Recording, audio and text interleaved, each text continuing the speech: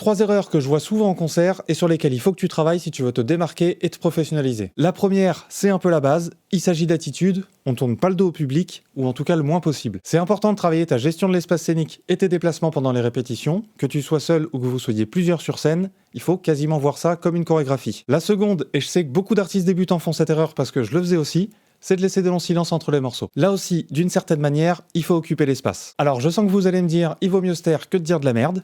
Oui.